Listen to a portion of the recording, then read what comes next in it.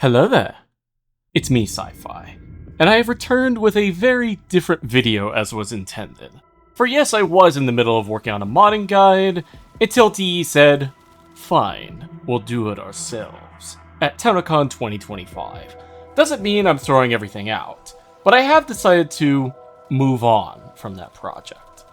But there was one segment of that project that I didn't want to move on from, seeing as it holds the greatest importance in modding and possibly won't be covered in the upcoming quest. Warframe's various weapon status effects, from the meta-defining viral to the shockingly effective electric. And seeing as the legendary Cool Kid 369 has not updated his tier list yet, I decided to at least explore and update what was an excellent piece of media due to the amount of changes and additions to the damage types in question. Not doing so to make fun of Cool Kid or anything. I mean, I love you, bud. But simply because there are so many videos that cover this topic, some genuinely being great, and others that, in my opinion, missed the mark for one reason or another. With that out of the way, let's go over the rules of this video. The damage types in question will be showcased as a tier list, but types in any tier do not compete with each other unless mentioned otherwise. Said types will be rated in the context of what other damage types they synergize with and what tools exist to synergize with them.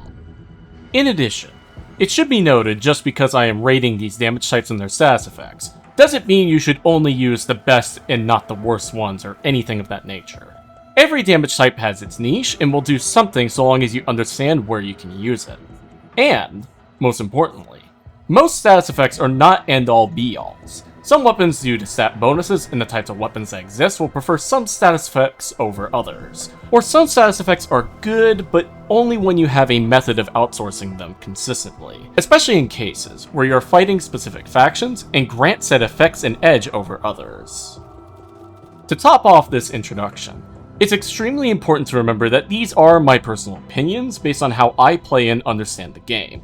Just because I see something in one way or another does not obligate you to agree with me. I do, however, expect you to listen so you have the knowledge to refute me if you do so. Now, without further ado, what is, in my opinion, the worst damage type or status effect in the game? Well, you're not gonna like what I have to say next. Oh, how the mighty have fallen. I do want to preface that I do have some bias against Slash even before the nerfs. However, outside of maybe 5 weapons or companions, I see absolutely zero reason to use Slash as it is currently. Slash as a damage type is generally good against unarmored units, primarily infested since they hold a 50% increase to them, with its status effect being the primary reason people ran to this damage type, where on proc, a bleed instant is triggered, scaling with 35% of the weapon's base damage, including other bonuses like crits, headshot multipliers, viral, you name it. All of this being treated as true damage, meaning that Slash just outright bypasses armor. Sounds pretty cool, right? Well, there's one massive reason why I personally find it terrible. Jade Shadows. When this update dropped, it did quite a few things. It removed the health type system for enemies and streamlined it into a faction-based approach to weaknesses, while capping enemy armor to 90% damage reduction, and offset it by blowing up enemy health from 10 times what a base level unit would be to 100 times from before.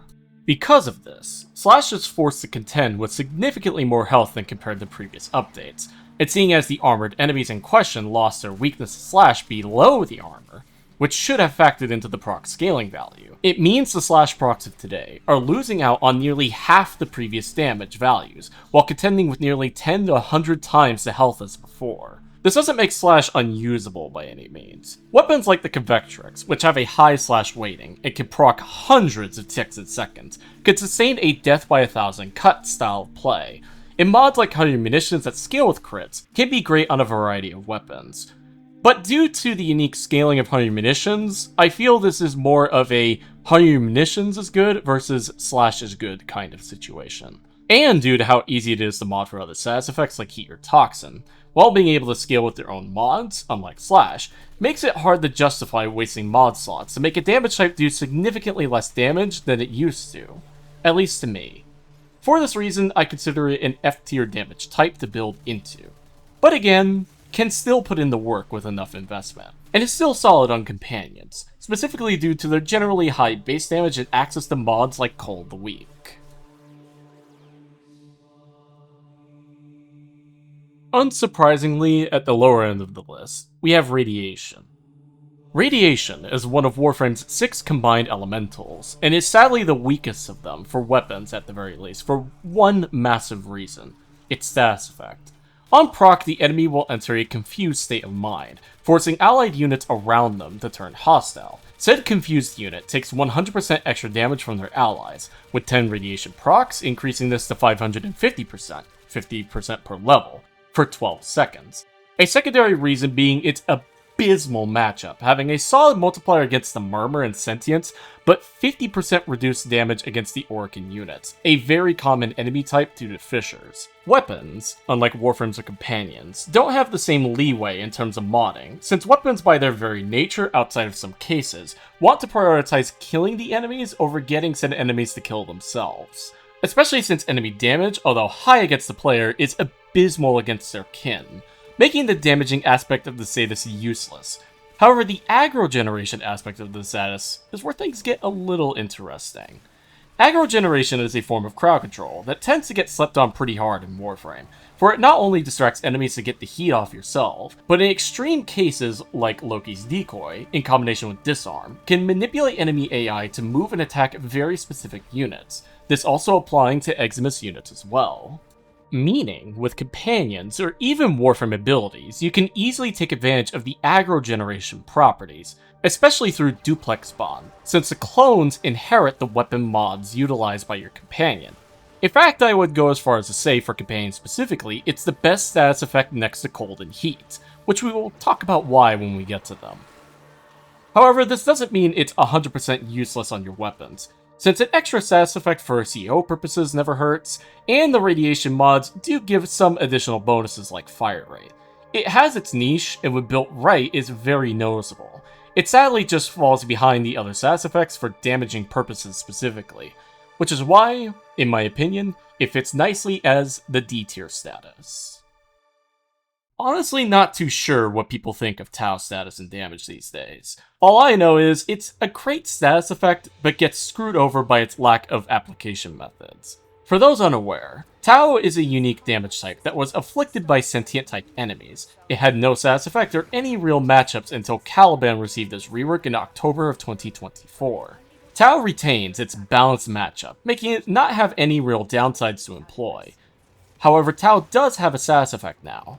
For every Tau proc on a target, the Tau status has a chance to duplicate status procs created in other damage instances. Say you do an attack that produces one slash proc, Tau would give you a second slash proc.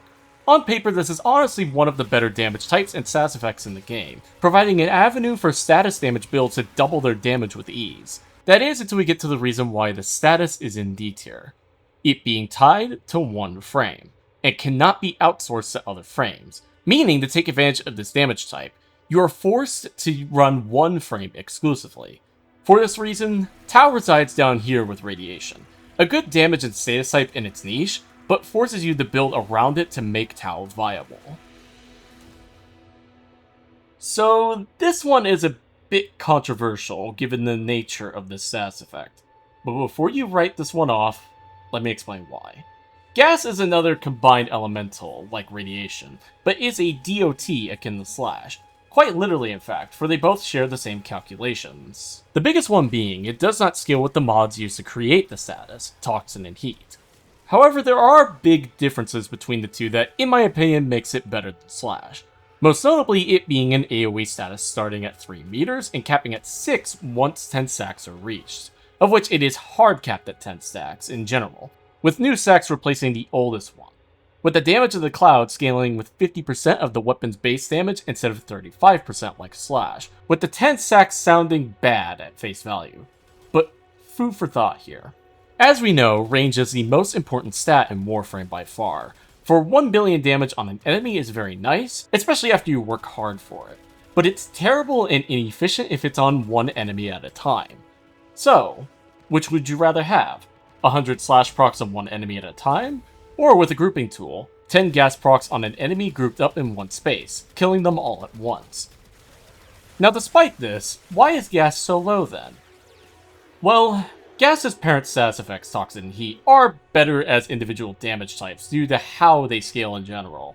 And even though gas's status cap doesn't kill its use, said Toxin and Heat do not have caps on the amount that can exist on an enemy at one time. And, most importantly, gas does not bypass enemy armor. Meaning to make the gas status do as much damage as possible, you need a method of grouping and armor strip to make it do its job. Which to be frank isn't hard at all these days, due to the number of tools DE have given its players. So, Impact being C is going to be a little controversial, but trust me, seriously.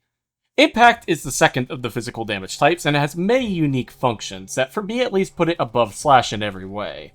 To begin, Impact can create Slash and even magnetic status through the use of mods like Internal Bleeding or Magnetic Welt, allowing you to generate an extra status through Impact without directly modding and changing the weapon weighting on said weapon. For remember, the higher amount of damage you have on a weapon, the more likely the status effect will be whatever has the highest damage value. The Impact status itself is also incredibly useful for its two interactions on the field. On Impact status, the enemy enters a stagger animation, with subsequent stacks generating a new stagger mid-animation, with it providing an additional effect on special units like Xmas, where Impact increases the Mercy finisher threshold up to 80% of an enemy's health at 5 Impact procs, its maximum value. At face value, this can seem rather unimportant due to how quickly most enemies get taken out, but as you know on this channel, the devil is in the details. Impact has some interesting synergies with other status effects such as Cold, which slows down enemies affected by the status. If you combine Cold and Impact together, you can prolong enemy immobility to the point you are untouchable on some tile sets, with certain weapons like the Tenet Galaxian for instance. In combination with finisher arcanes and mods like Arcane Escapist and Power Drain, you become stronger by playing into the mechanic itself. It's seeing as you can combine it easily with other DOTs, especially on Kuvare Tenet weapons, where it is a progenitor bonus. You can utilize the status to such a degree that almost nothing competes with it from a pure utility standpoint. But it's also for this reason why it resides in C tier. Impact by itself is okay at what it does, and only becomes amazing if it's used in tandem with what has been mentioned so far. It's a very flexible status, but requires your investment and attention to take advantage of its potential.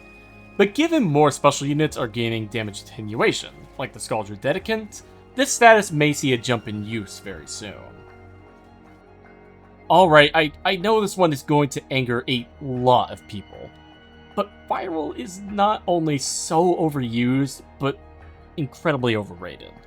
Viral is another combined element of Warframe, Cold and Toxin to be specific, and was and still is widely used by the player base because of the status effect it provides, where on proc, enemies gain a 100% damage vulnerability to health, stacking up to 325% at 10 stacks. With its only real negatives being against the Deimos Infested and the Merm, with this damage increase applying to all sources, may it be a status effect or your ability damage, everything gains this increase.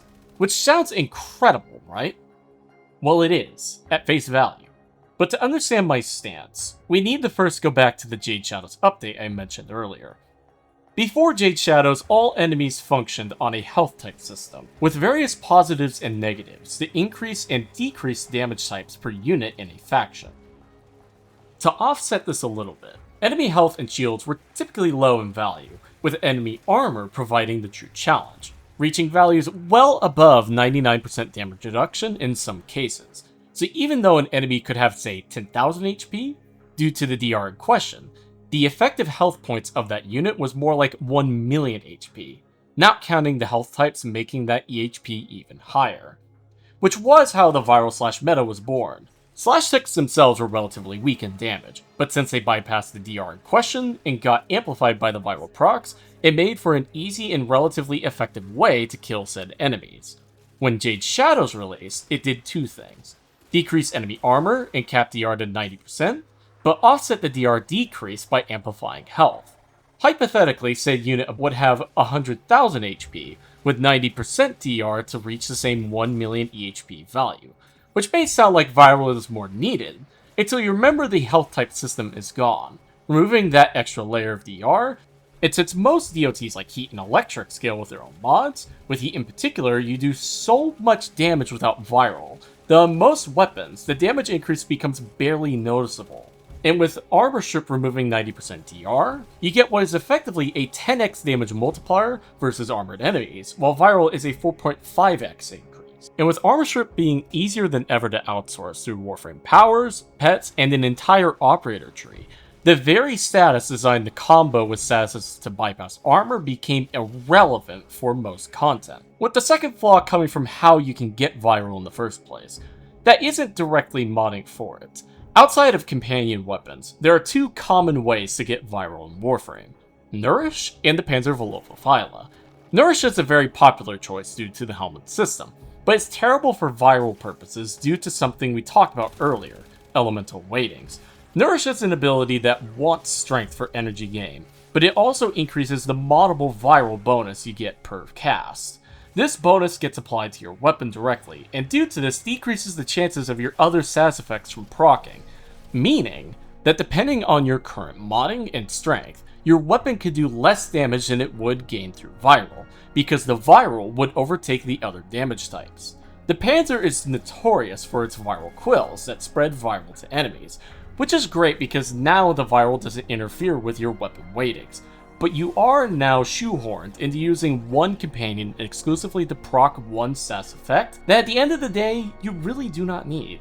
Viral at the end of the day just isn't needed for most weapons or content, outside of using it for weapons on the weaker side, or level cap content, or content past level 500, where the damage increase becomes more noticeable, like ETA or Void Cascade. So, now that we are out of the lower tier status effects, we can see ourselves towards the first of the B tier status effects, and the Void has come into view. Void damage is a damage type that can be gained in three ways: Zada's Whisper, Operator Amps, and Astral Bond for companions. Void damage, like Tau, is a completely neutral damage type, with its only real bonus being against Thrax Ghosts on the Zeraman and Conjunction Survival nodes. On proc, the enemy spawns a gravitational bubble on the enemy's point of contact for the proc. For 3 seconds, this bubble captures all allied and enemy projectiles caught in the snare, with punch through allowing a bullet to hit multiple times, while being amplified by the damage bonus of the snare itself.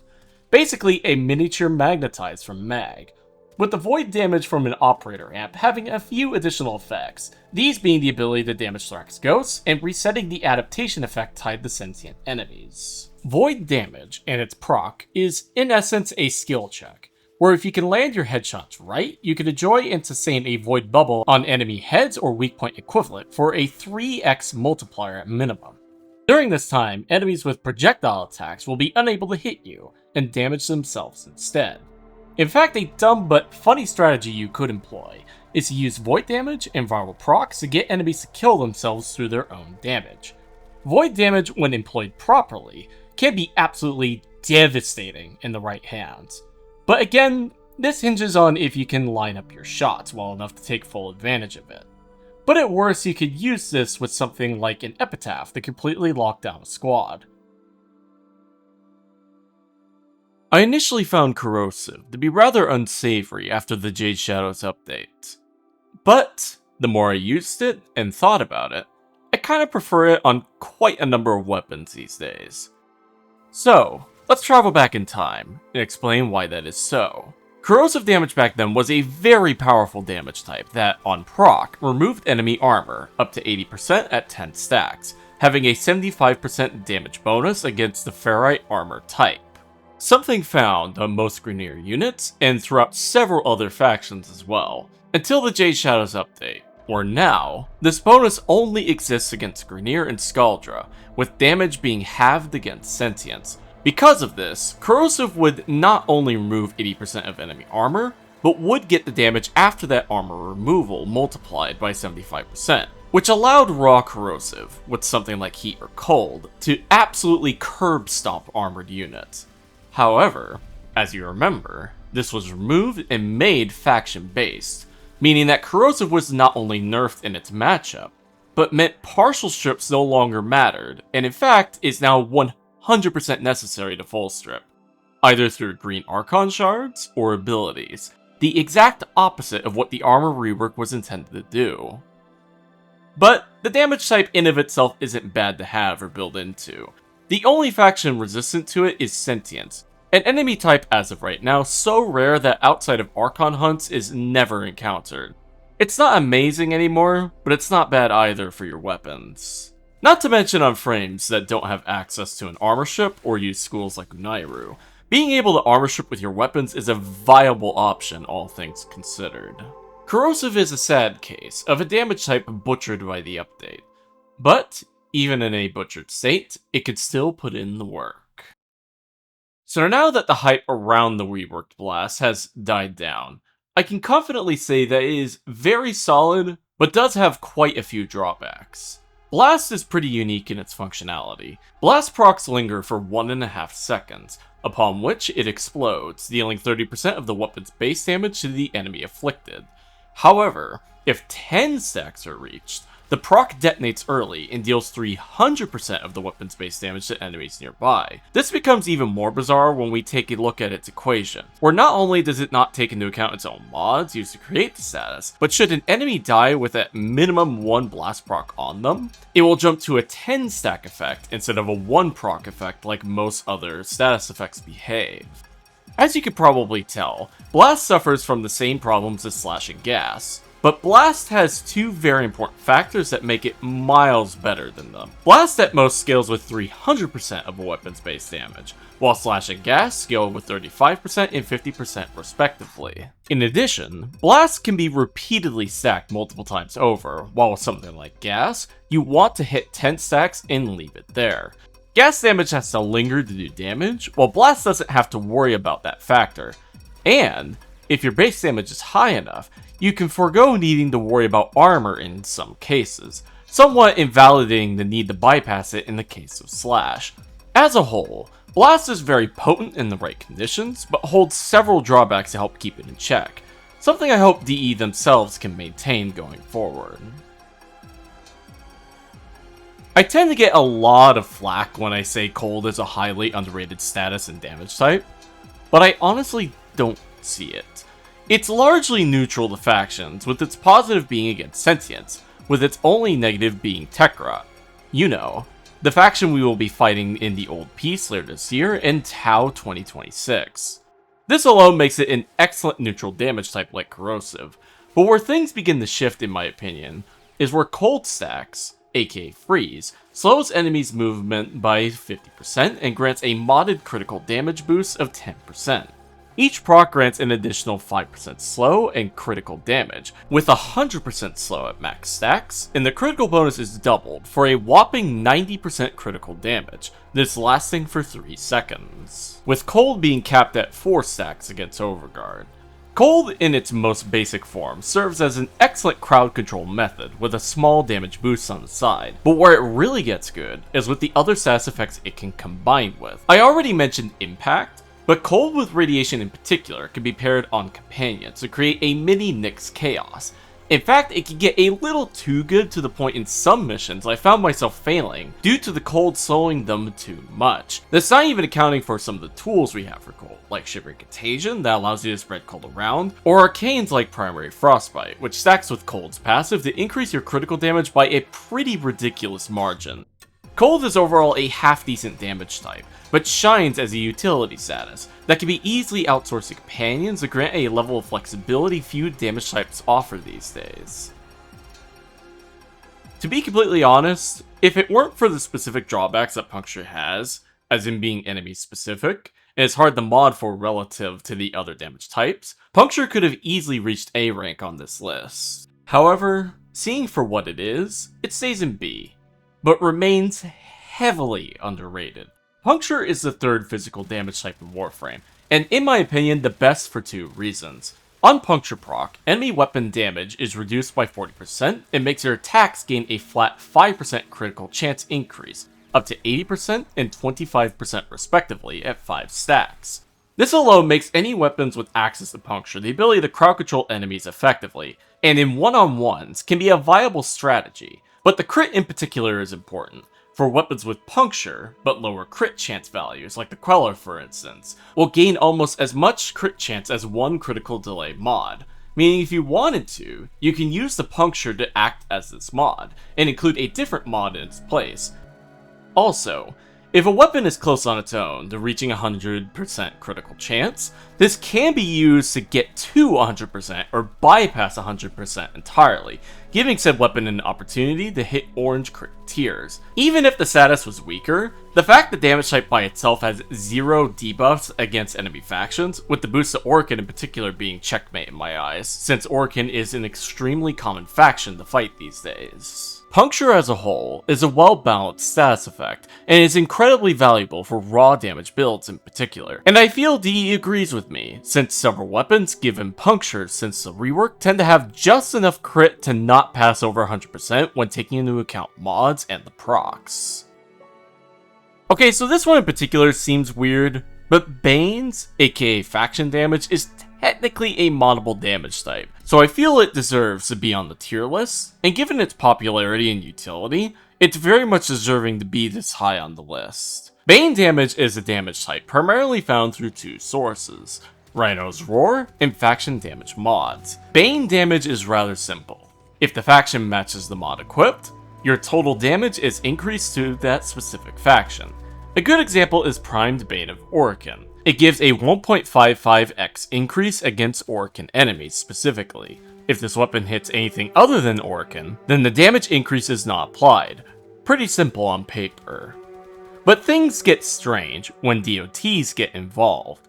DOTs in Warframe will not only take into account their mods used to make it, but also the faction damage. So say hypothetically, you had a 100 damage slash tick. Bane of the Orokin would make the slash tick 155 damage, normally that is. But because the slash tick is considered as a separate instance of damage, the Bane will double dip and increase the slash tick from 155 damage to 240.25 damage instead. That is a massive difference in DPS for status effects specifically, and in the case of one status effect in particular, it outright breaks the status effect. And outside of needing to swap out the mods per faction, or subsume an ability for Roar, it's far more flexible to utilize than something like Viral we talked about earlier.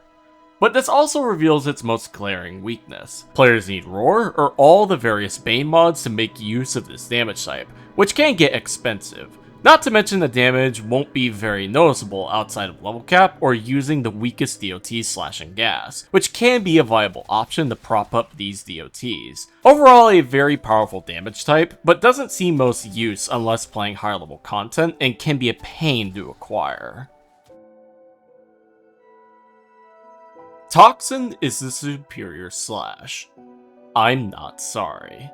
Toxin is a damage type that, like Cold of before, is largely neutral to everything, only having a weakness against armor, with the added benefit of ignoring shields entirely. This getting more important in regards to the status effect, Poison. Poison damage is a generic DOT that does damage over time. While keeping its ability to bypass shields, it also has the ability to scale with Toxin mods, unlike every DOT up to this point, which alone makes it a superior option.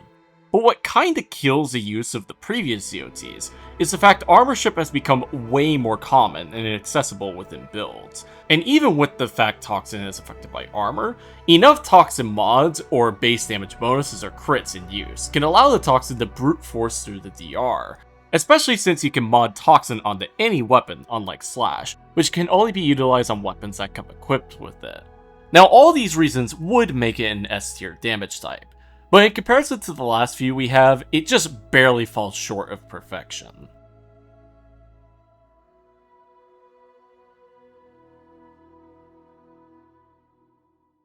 Increases damage against shields and overguard. Oh, and when either breaks, you get an electric proc that scales with enemy overguard or shields and all electric mods. So these last two status effects are more or less the cream of the crop. Best of the best. Alpha to the betas.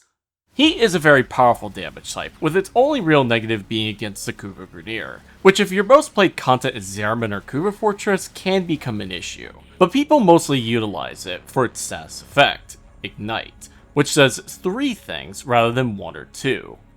First, it sends enemies into a stagger that stops enemies from attacking, but unlike Impact where you can activate another stagger mid-stagger, Heat activates but has to play the whole animation first before the next one can play.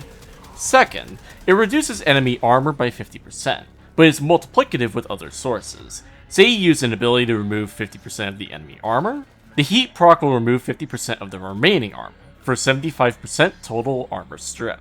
The final aspect being its DOT properties.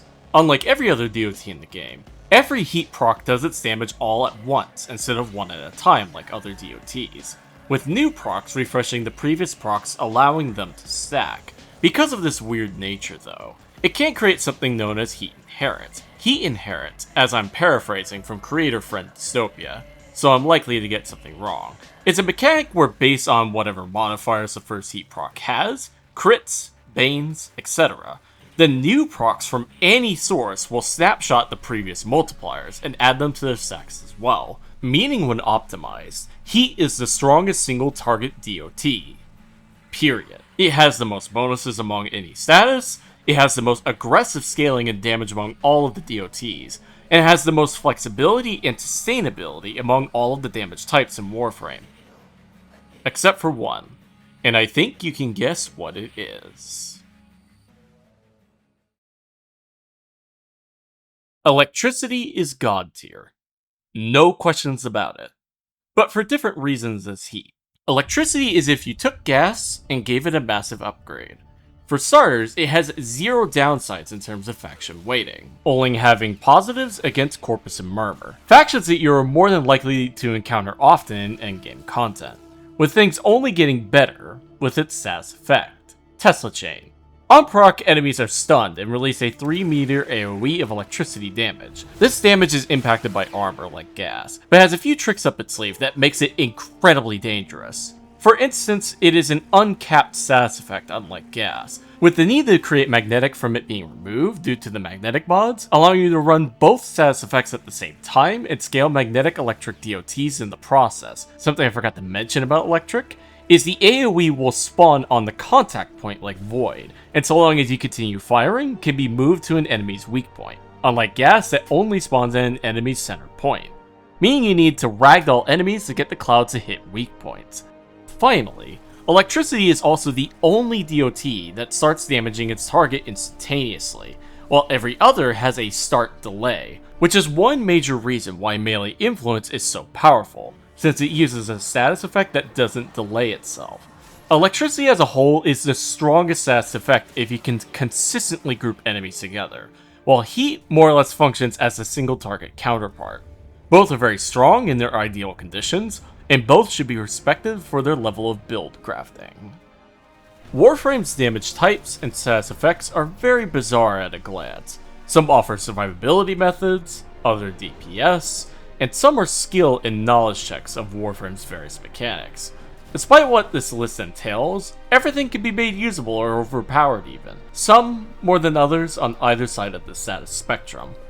However, it should be important to remember that these effects are only as powerful as you make them to be, which is why you should always experiment, and always leave your mental doors open to let new ideas in.